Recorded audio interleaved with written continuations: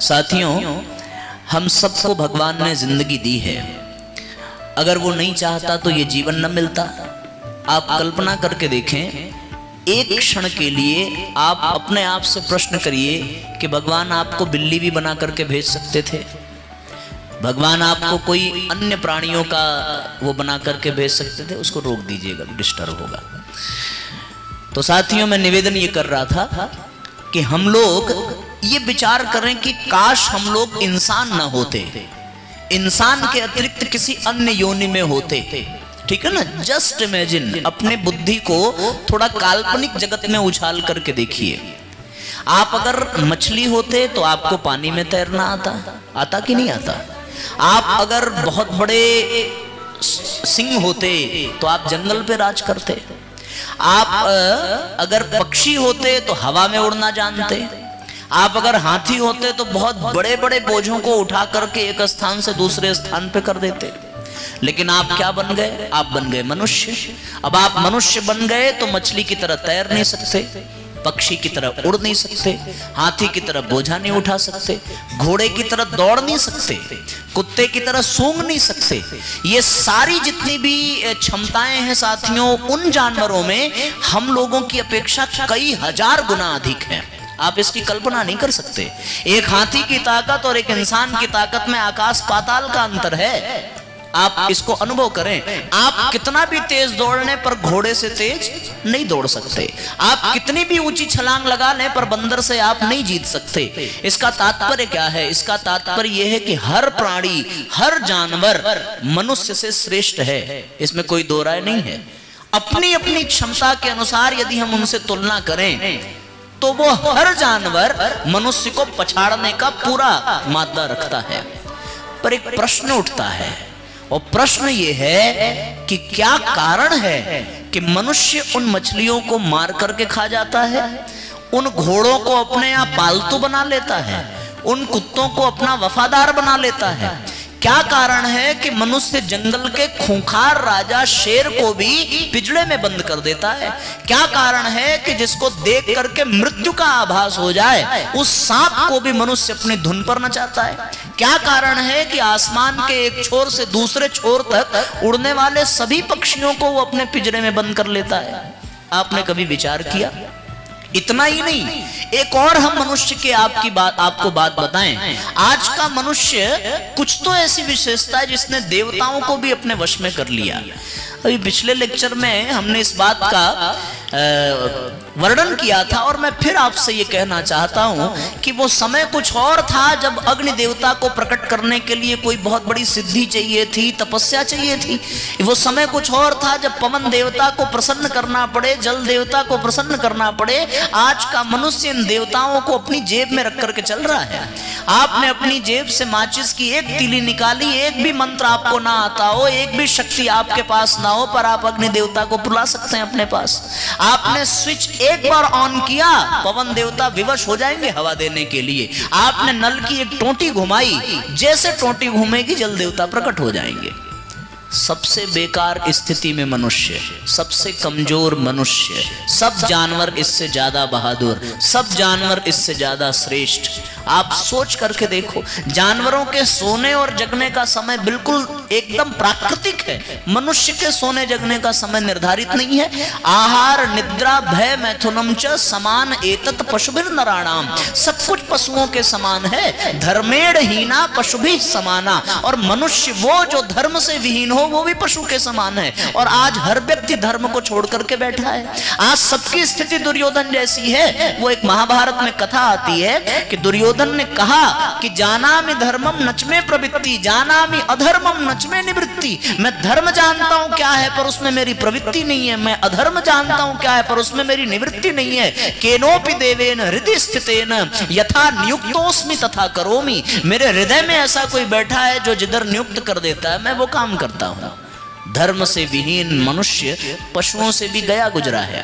न पशुओं की तरह वो सोता है। एक और बात आप जानते होंगे अच्छे से कि यदि शेर का पेट भरा हो तो उसके सामने से शिकार चला जाए वो शिकार नहीं करता। मनुष्य में कुछ भी जानवरों से जैसा श्रेष्ठ नहीं है। मैं आपको सच कह रहा हूं, यदि हमारे आसपास किसी बहन की इज्जत लूटी जा रही हो तो हमारी हालत खराब हो जाएगी, लेकिन यदि उनके घर का कोई पालतू कुत्ता हो तो वो अपने जान की बाजी लगा देता है उनकी सुरक्षा के लिए।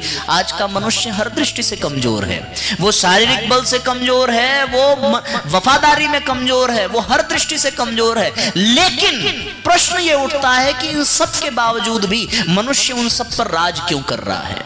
मेरा एक ही प्रश्न आप सबसे है, और प्रश्न का उत्तर आप देंगे कि हम दें? क्या है भैया? हाँ, एक बच्चे ने, एक बार आप भैया के लिए ताली बजाओ, इन्होंने एक जवाब दिया है। और साथियों, जवाब क्या है? जवाब यह है कि मनुष्य के पास एक बड़ी बेहतरीन चीज है, भगवान ने दी है, बहुत बेहतरीन चीज। और वो बहुत बेहतरीन चीज पता है साथियों क्या है? वो है मनुष्य का मन। थोड़ा मैं और उसको मॉडिफाई कर देता हूं, बुद्धि कह सकते हैं, पर बुद्धि जानवरों के पास भी होती है। बुद्धि की कमी जानवरों के पास नहीं। अगर बुद्धि ना होती तो वो आपके चंगुल में भी नहीं आते, वो आपके अनुसार पालन कर, आपकी आज्ञा नहीं मानते। बुद्धि है, लेकिन जानवरों के पास अपना मन नहीं है। और हम लोग के पास क्या है? मन है। मन से ही मनुष्य शब्द बना है। आप ये कह सकते हैं मनेव मनुष्याणाम कारणम बंध मोक्षयो। गीता कहती है मन ही मनुष्य के बंधन का कारण है, मन ही मनुष्य के मोक्ष का कारण है। मन इसलिए बना, और मनुष्य के पास मन है, इसीलिए आदि पुरुष जो हुए उनका नाम मनु पड़ गया। उन्हीं से मनुष्य की रचना प्रारंभ हुई है। जैसे रघु से राघव हुए, जैसे यदु से यादव हुए, जैसे भृगु से भार्गव हुए, वैसे मनु से मानव हुए। हम सब लोग मानव हैं, शुरुआत मनु से हुई। और मनु इसलिए नाम पड़ा क्योंकि उनके पास मन था। मन का काम क्या है? मन का काम है विचार करना, मन का काम है सोचना। मन ही तो सोचता है। हम लोग बात बात में कहते हैं यार मेरे मन में एक बात आई है, वो बात दिल में नहीं आती, वो बात मुंह में नहीं आती, वो बात बुद्धि में भी नहीं आती, वो बात कहाँ आती है? मन में आती है। मन क्या है? मन एक अदृश्य अंग है हमारे शरीर का। 11वीं इंद्रियां मन को कहते हैं। उसका निश्चित स्थान नहीं है, पर वैज्ञानिक ये मानते हैं कि मन का स्थान मस्तिष्क में है। तो कुल मिलाकर साथियों, अन्य प्राणियों की अपेक्षा मनुष्य और अन्य प्राणियों में केवल एक अंतर है, और वो है उसका मन।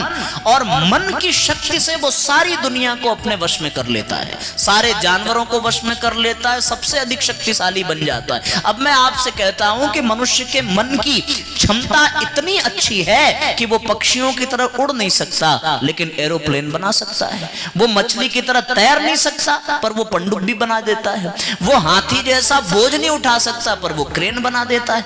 वो घोड़े जैसा दौड़ नहीं सकता, पर वो मोटर बना देता है, गाड़ी बना देता है। मनुष्य के मन की स्थिति आप देखिए, मनुष्य के मन की ताकत देखिए, क्योंकि मन में इच्छा पैदा होती है, मन में विचार पैदा होता है, मन में शक्ति पैदा होती है। मनुष्य जल का उपयोग करके बिजली का उत्पादन कर लेता है, सूर्य के प्रकाश का मनुष्य उपयोग करके विद्युत उत्पादन करने लग रहा है। सोलर सिस्टम का सिस्टम हमारे समाज में देखने को मिलता है। जितनी भी प्राकृतिक चीजें हैं मनुष्य उनका उपभोग कर रहा है। किसके कारण भैया? केवल। इसका मतलब क्या हुआ कि दुनिया में सबसे बड़ी शक्ति यदि किसी की है तो किसकी है? मन से बड़ी कोई शक्ति? आप भी मानते हो इस बात को? इसका मतलब यह कि दुनिया की सारी समस्या एक तरफ, और यदि मन की शक्ति है तो फिर आदमी उन समस्याओं का समाधान कर सकता है। अब एक दिक्कत यह है कि जिस शक्ति से सारी समस्या का समाधान करना था, जब वो शक्ति खुद समस्या बन जाए तब।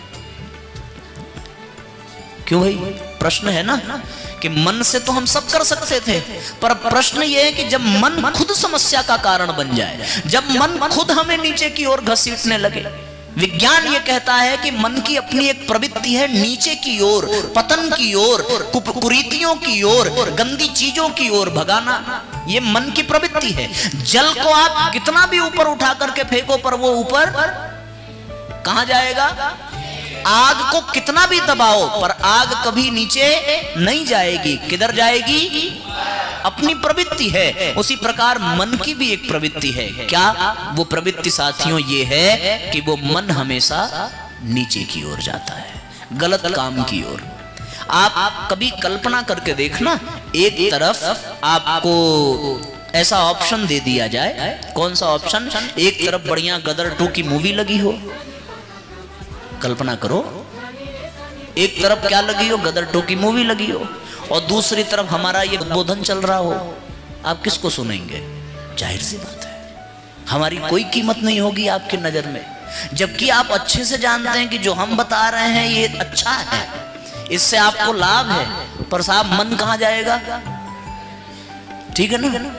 अब आप ये को सोच करके देखो, एक तरफ उबली हुई सब्जी रखी हो और दूसरी तरफ पनीर चाउमीन रखा हो, है ना? ये सीन आप सोच करके देखिए। एक तरफ आपको पढ़ने के लिए कहा जाए, दूसरी तरफ आपके दोस्त आपको क्रिकेट खेलने के लिए बुला रहे हो। बोलो बोलो। एक तरफ आपको कहा जाए कि तुमको पैदल जाना है, और दूसरी तरफ कहा जाए यार एक बाइक तुम्हारे पास है, तुम बाइक से जाओ। मन क्या कहेगा? अच्छा, बहुत स्लाइस डिफरेंस है, इसको समझने का प्रयास करना बच्चों। ये कि मन हमेशा उस ओर जा रहा है जिसमें तुरंत का मजा है, यानी तुरंत क्विक लाभ मिल जाए हमको, मन उसी ओर जा रहा है। अपने मन की स्थिति को देखो, समझ में आ रहा है ना? अभी देखो एक चीज और है, एक तरफ मन, एक तरफ स्थिति ये है कि हम बहुत गंभीर होकर के बहुत ध्यानपूर्वक इस बात को सुने, पर एक तरफ मन ये कह रहा है कि कोई हंसने वाली बात आ गई तो हंस भी लें। अभी हमने क्विक कहा, आपकी हंसी छूट गई, अभी कुछ हम और कहेंगे, आपको और कुछ आएगा। तो ये क्यों हो रहा है? ये केवल मन की वजह से हो रहा है। आपका मन जैसा कहता है आप वैसा करते हैं। जैसा हमारा मन होगा वैसा ही हमारा जीवन होगा।